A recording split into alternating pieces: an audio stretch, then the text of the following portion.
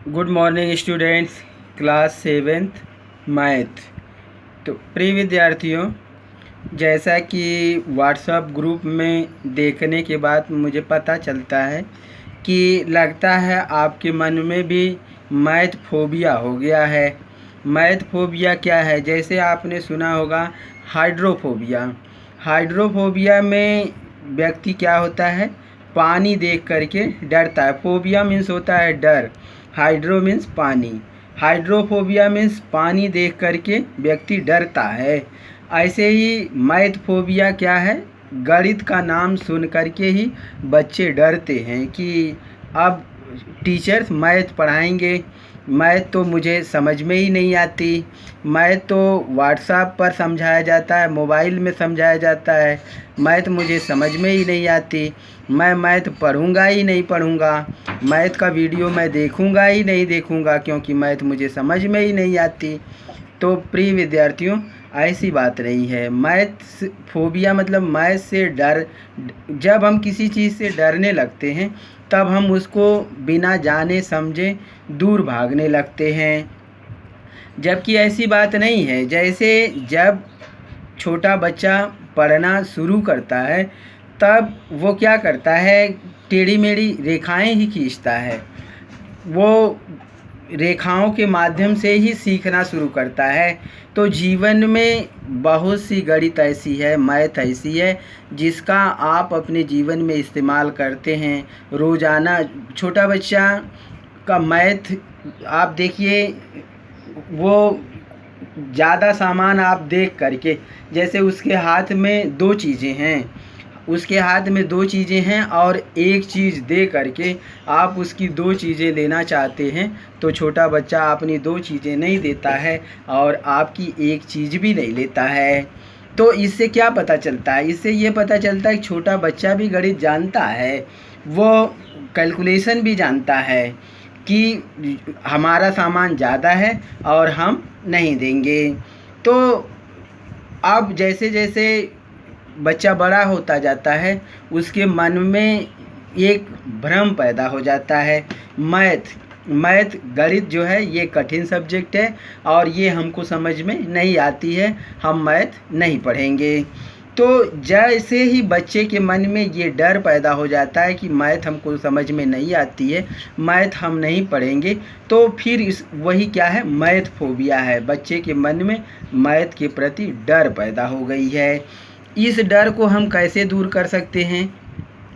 इस डर को हम जब ज़्यादा से ज़्यादा पढ़ेंगे, ज़्यादा से ज़्यादा समझेंगे, तो धीरे धीरे हमारा डर ये दूर होगा और हम भी वीडियो के माध्यम से और कुछ स्पीच के माध्यम से आपका ये डर दूर करने का प्रयास करते हैं। मैं तो कहता हूँ कि मैथ सबसे ज़्यादा इंटरेस्टिंग सब्जेक्ट है, मैथ सबसे ज़्यादा रुचिकर सब्जेक्ट है। जिसको एक बार मैथ समझ में आने लगती है फिर वह मैथ पढ़ना ही ज़्यादा पसंद करता है। जैसे जीवन में हर जगह इसका उपयोग है, चाहे आप प्रैक्टिकल लाइफ में ही क्यों ना हो, जीवन में जैसे हिसाब किताब, रुपयों का लेन देन, ब्याज निकालना, परसेंटेज निकालना, ये सारा जीवन किसान मान लीजिए खेती ही करता है, कितने खेत में कितने खाद की ज़रूरत होती है, किसान भी कैलकुलेशन करता है, कितने खेत में कितने बीज की ज़रूरत होगी, किसान कैलकुलेशन करता है।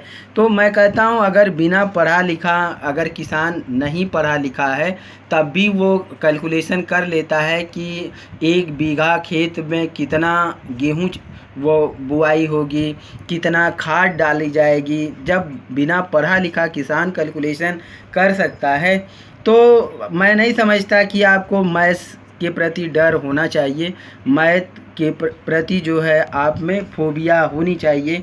ऐसा नहीं है, जब भी आप जिस चीज़ से डरेंगे वो चीज़ें आपको कठिन होती चली जाएंगी और जब वही चीज़ें आप छोटे क्लासों में पढ़ते जाएंगे, सीखते जाएंगे, तो वह चीज़ें आसान होती चली जाएंगी। छोटी छोटी बातों पर, जैसे एक बार वीडियो समझ में नहीं आता है तो दूसरी बार वीडियो देखिए, दूसरी बार नहीं समझ में आता है तो तीसरी बार वीडियो देखिए। जैसे एक बार वीडियो देखने पर मैं समझता हूँ कि 25% बातें आपको समझ में आ जाएंगी। जब आप दूसरी बार वीडियो देखेंगे तो 50% वीडियो आपको समझ में आ जाएगी। तीसरी बार देखेंगे तो 75% बातें समझ में आएंगी। चौथी बार आप देखेंगे तो 100% बातें आपकी क्लियर हो जाएंगी। और मैं तो कहता हूं कि जो ऑनलाइन क्लास है इसका फ़ायदा ये है कि वह लेक्चर हम बार बार पढ़ और सुन सकते हैं, बार बार समझ सकते हैं। जबकि क्लास का लेक्चर तो एक बार पढ़ाने के बाद दोबारा सुनने का अवसर नहीं मिलता है, लेकिन कम ही मिलता है। लेकिन जो ऑनलाइन क्लास है, जो ऑनलाइन क्लास वीडियो के माध्यम से आपको पढ़ाया जा रहा है, इसको आप कई बार में पढ़ सकते हैं, समझ सकते हैं। जो बातें एक बार क्लियर नहीं हो रही हैं, दूसरी तीसरी चौथी बार आप देख सकते हैं और वह बातें आपको क्लियर हो जाएंगी। तो प्रिय बच्चों, आप अपने मन से जो मैथ फोबिया है, गणित के प्रति डर है, इस डर को दूर कीजिए। और जितना ही आप अपने मन से मैथ का डर दूर करेंगे, मैथ उतनी ही आसान होती चली जाएगी। और हम भरसक प्रयास करते हैं कि आपके मन में मैथ के प्रति जो रुचि है, इंटरेस्ट है, वो बढ़ाएं। तो देखिए, आज हम लोग पेज नंबर 68 पर हम लोग डाटा हैंडलिंग पढ़ रहे हैं, आंकड़ों का प्रबंधन पढ़ रहे हैं। इसमें पेज नंबर 68 पर हम लोग आज पढ़ेंगे use of bar graph with different purpose. तो जो बार ग्राफ होता है उसका विभिन्न उद्देश्यों के लिए प्रयोग किया जाता है। जैसे कभी कभी ऐसा होता है कि तुरंत हमको डिसीजन देना पड़ता है, तुरंत बताना पड़ता है कि कोई भी आंकड़े हैं, उन आंकड़ों का हमको तुरंत रिप्रेजेंटेशन करना पड़ता है। ऐसे समय में बार ग्राफ हमारे लिए बहुत ही सहायक होता है। बार ग्राफ को देख करके हम तुरंत ही कोई डिसीजन ले सकते हैं, तुरंत पूछे गए प्रश्नों का उत्तर दे सकते हैं। तो बार ग्राफ पिछली कक्षाओं में भी आपने बार ग्राफ बनाना सीखा होगा। तो अब क्लास 7th में भी हम लोग बार ग्राफ के बारे में कुछ बातें सीखेंगे। अब देखिए, बार ग्राफ में जो सबसे पहला काम होता है, चूजिंग ए स्केल। एक स्केल चुनना पड़ता है, एक पैमाना चुनना पड़ता है। इस स्केल्स में भी इस स्केल से ही पता चलता है कि फ्रीक्वेंसी, किसी भी डाटा की फ्रीक्वेंसी क्या है। देखिए, the graph, we know that the bar graph is a representation of number of numbers using bar of uniform which and the length of the bars depend upon the frequency and the scale you have chosen। तो जो scale है, जैसे जब ज़्यादा frequency है तो आप उसी हिसाब से बड़ा पैमाना चुनेंगे, स्केल चुनेंगे। जब छोटी फ्रीक्वेंसी को आपको रिप्रेजेंट करना है तब आप छोटे पैमाने को चुनेंगे। जैसे ये दिया गया है, जैसे सिंगल बार ग्राफ तो आपने बनाना सीखा होगा। जैसे एग्जाम्पल 8 में देखिए, 200 student of 6th and 7th classes were asked to name their favourite colour. तो क्लास 6 और क्लास 7 में 200 स्टूडेंट हैं और उनसे उनका फेवरेट कलर के बारे में पूछा गया। To decide upon what should be the colour of their school building, उनके स्कूल की बिल्डिंग का कलर क्या होना चाहिए।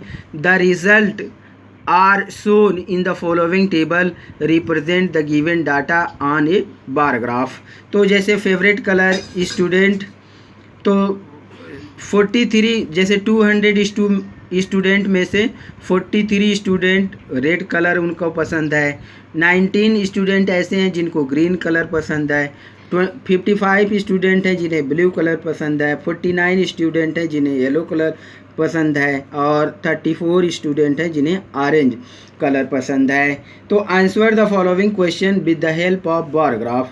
बार ग्राफ की सहायता से आपको निम्नलिखित प्रश्नों का उत्तर देना है।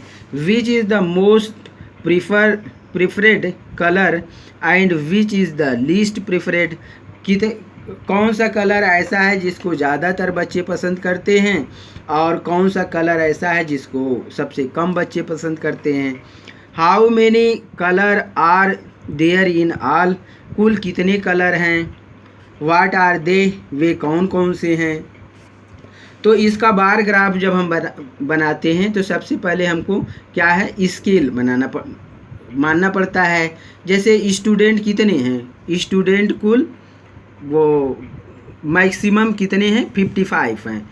तो हमको जो वाई एक्सिस है, वाई एक्सिस में 55 से ज़्यादा तक बनाना है। और एक्स एक्सिस पर कितने हैं, जैसे red, green, blue, yellow, orange. तो 5 कलर हैं, तो 5 कलर हम एक्स एक्सिस पर लिखेंगे। और जो 60 स्टूडेंट जो हैं वो वाई एक्सिस पर लिखेंगे और बार ग्राफ बनाएंगे। फिर ऐसे तो बार ग्राफ आपने बनाना सीख लिया। जैसे देखिए इसी को अगर एग्जाम्पल 8 का बार ग्राफ अगर आपको बनाना है तो क्या करेंगे, दिया गया है ये एक्स एक्सिस है और ये वाई एक्सिस है। एक्स एक्सिस पर अब हमको जो टोटल कितने हैं, 55 ब्लू सबसे ज़्यादा हैं, बच्चों ने पसंद किया है। तो एक तरफ हम स्टूडेंट्स लिखेंगे, स्टूडेंट्स, और दूसरी तरफ हम लिखेंगे कलर्स।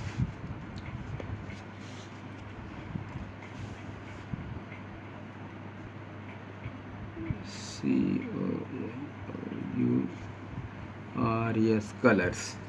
अब फिर जैसे देखिए अब एक एक खाना हम मान लेते हैं कि वो कितने का है। जैसे 60 तक हमको ले जाना है, 60 तक, तो हम स्केल ऐसा मानेंगे कि एक खाना वो कितने को प्रेजेंट करता है, 10 को प्रेजेंट करता है। जैसे हम बहुत छोटा मान लेंगे तो ये जो बार ग्राफ है वो बहुत बड़ा हो जाएगा। तो हमें जितना ज़्यादा वो फ्रीक्वेंसी उसकी है उसी हिसाब से हमको स्केल मानना पड़ता है। और बार ग्राफ में सबसे इम्पॉर्टेंट वो क्या है, स्केल ही है। स्केल हम मान लेते हैं, जैसे हमने स्केल मान लिया यहाँ पर, scale 1 unit equal to 10 student, 10 students. अब यहाँ पर ये क्या हो गया, यहाँ पर क्या होता है 0, 10, 20, 30, 40, 50, 60। अब जैसे देखिए रेड, तो और इसमें एक्स एक्सिस पर देखिए 0 से जितना दूरी पर आप रेड बनाएंगे उतना ही दूरी पर वो इसकी एक्स एक्सिस से जो डिस्टेंस होती है वो सबकी सेम रहती है। जैसे यहाँ हमने वो रेड का बना लिया, रेड है, फिर एक खाना छोड़ करके ग्रीन है, फिर एक खाना छोड़कर ब्लू है, फिर एक वो खाना छोड़ करके जैसे हम लिख देते हैं रेड, फिर एक ग्रीन, फिर ब्लू, फिर येलो, फिर एक खाना छोड़कर क्या करते हैं अब यहाँ ऑरेंज।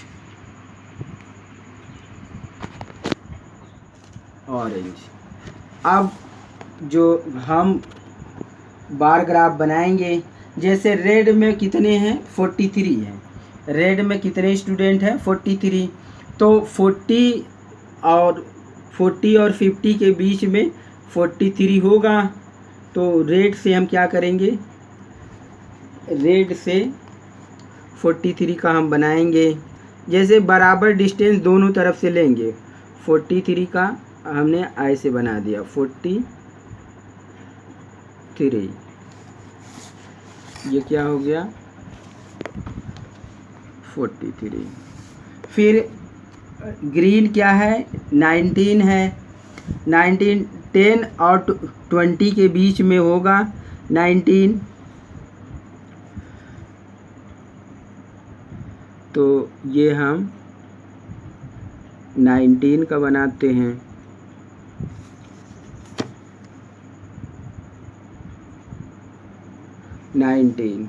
फिर ब्लू 55 है, तो 55 50 और 60 के बीच में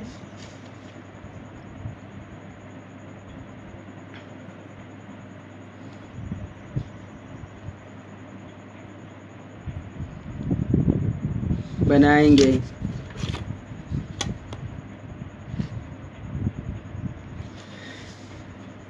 55 हो गया। 49 है, तो 40 और 50 के बीच में पड़ेगा येलो जो है, येलो 49 है तो 40 और 50 के बीच में पड़ेगा।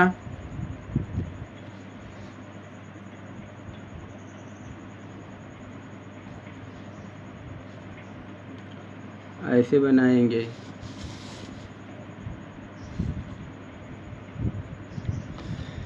और फिर 49 34 ऑरेंज कितना है 34 है, तो 30 और 40 के बीच में 30 और 40 के बीच में 34 है, तो हम ऐसे 34 का बना देंगे।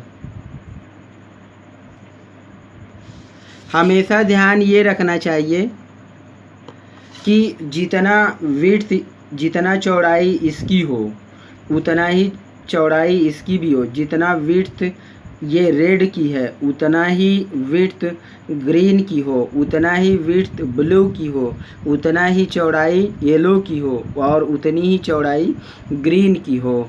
जितना डिस्टेंस 0 से रेड का है उतना ही डिस्टेंस रेड से ग्रीन का होना चाहिए, ग्रीन से उतना ही ब्लू का होना चाहिए, ब्लू से उतना ही येलो का होना चाहिए और येलो से उतना ही ऑरेंज का होना चाहिए। ये बार ग्राफ है।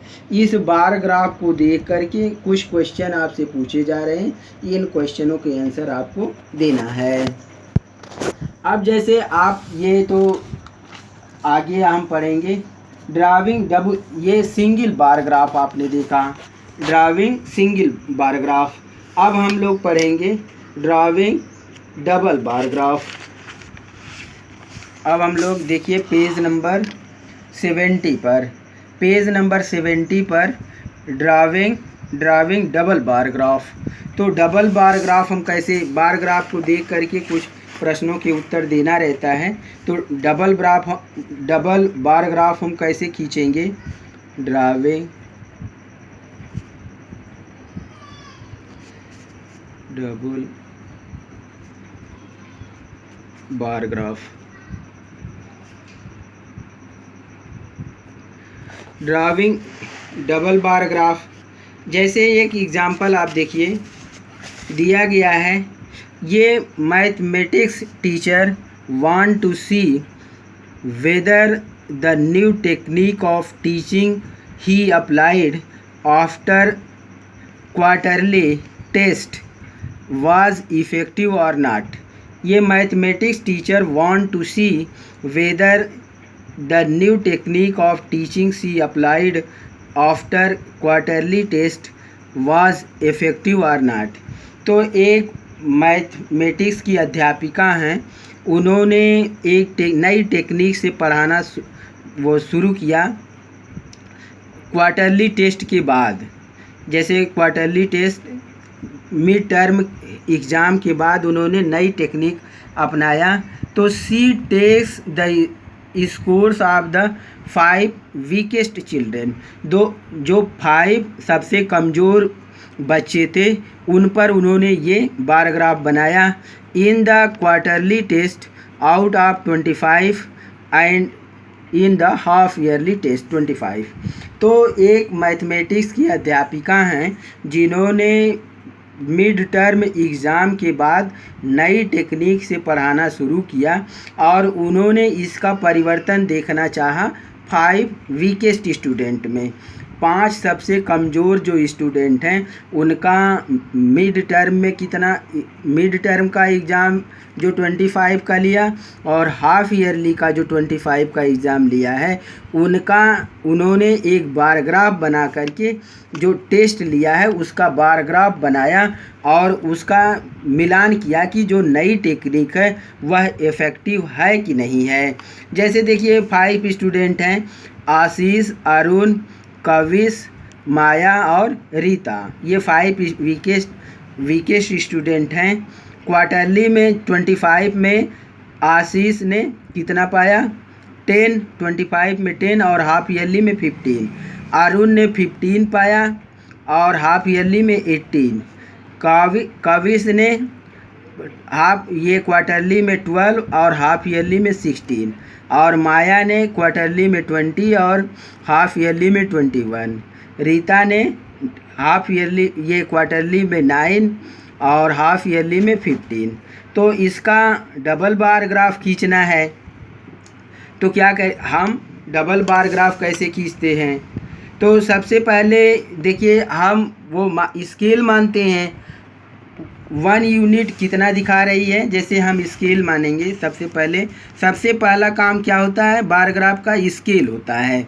तो हम स्केल मानते हैं 1 unit is equal to 5 marks.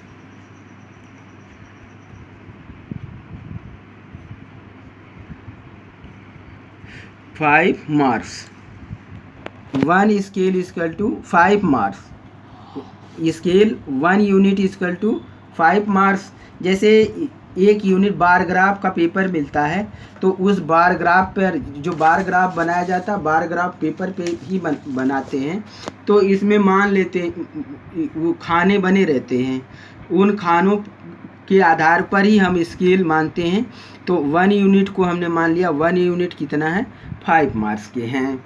तो हमें डबल बार ग्राफ बनाना है तो एक को हम ब्लैंक ही रखते हैं और जैसे हमको क्वार्टरली दिखाना है तो क्वार्टरली को, जैसे ये क्वार्टरली बार ग्राफ हम जो बनाएंगे इसको खाली ऐसे ही रहेंगे। ये क्या दिखाएगा हमारा, क्वार्टरली।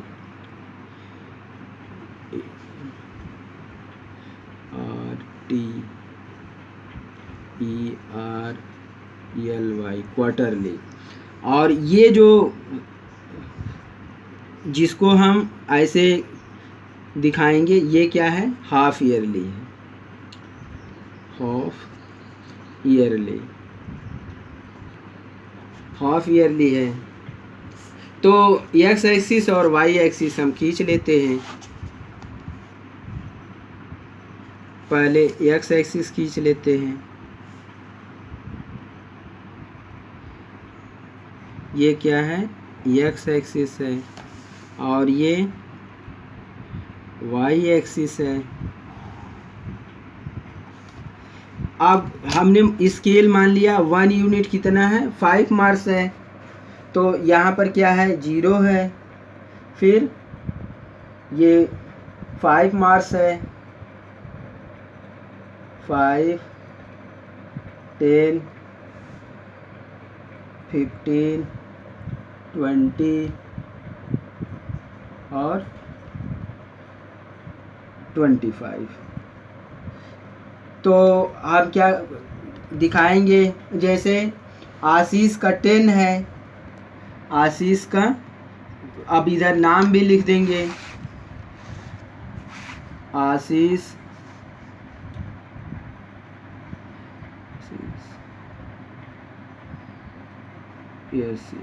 आशीष, फिर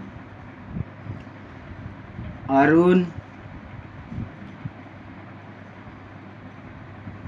फिर कविश,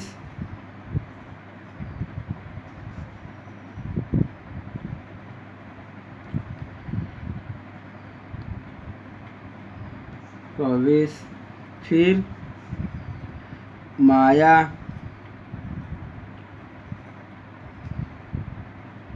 फिर रीता।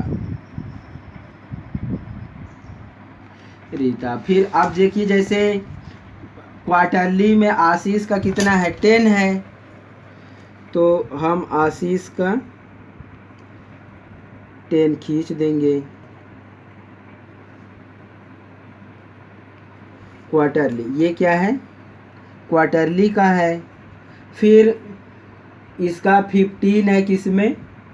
15 है हाफ ईयरली में। तो इसी से सटे हुए वो 15 भी हम खींच देंगे।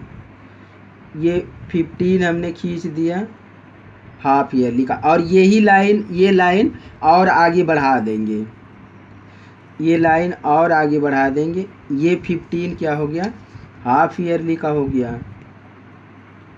और हाफ ईयरली का हमने ये दिखाया है कि ऐसे ऐसे हमने कट बनाया है। तो ये क्वार्टरली का हो गया और ये हाफ ईयरली का हो गया। फिर अरुण का बनाएंगे। अरुण का 15 जो है वो क्वार्टरली का है। अरुण का 15 क्वार्टरली का है। 15 क्वार्टरली का है। और 18 क्या है? हाफ ईयरली का है। तो 20 से थोड़ा कम ही रहेगा। 18, तो ये 18 क्या हो गया? ये हाफ ईयरली का हो गया।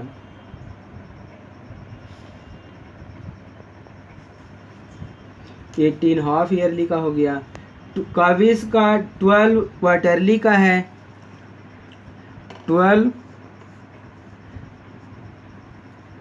तो 10 से ऊपर, ये 12 काविश का क्वार्टरली का है। क्वार्टरली का 12 बनाएंगे। फिर 16 जो है हाफ ईयरली का है। तो 15 से थोड़ा ऊपर 16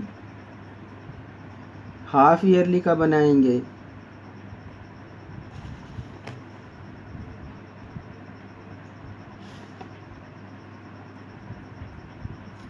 फिर माया का 20 जो है, 20 माया का 20 क्वार्टरली का है। तो 20 क्वार्टरली का माया का बनाएंगे। 20 और 20 क्वार्टरली का है और 21 हाफ ईयरली का है। 21 में थोड़ा और ऊपर कर देंगे।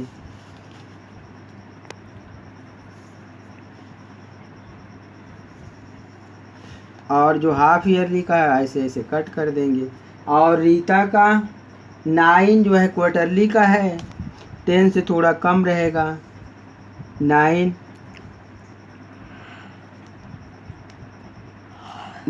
क्वार्टरली का है और 15 जो है वो हाफ ईयरली का है। 15 हाफ ईयरली का है। ऐसे बना देंगे।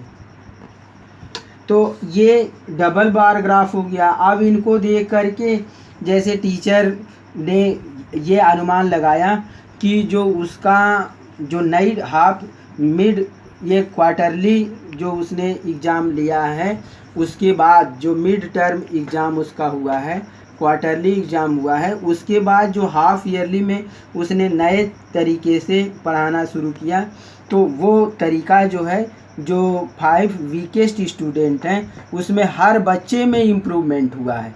ये बार ग्राफ को देख करके हम ये बता सकते हैं कि जो टीचर का नई टेक्निक है पढ़ाने की, उससे जो वीकेस्ट स्टूडेंट क्लास के हैं उनमें हर बच्चे में जो है इम्प्रूवमेंट हुआ है।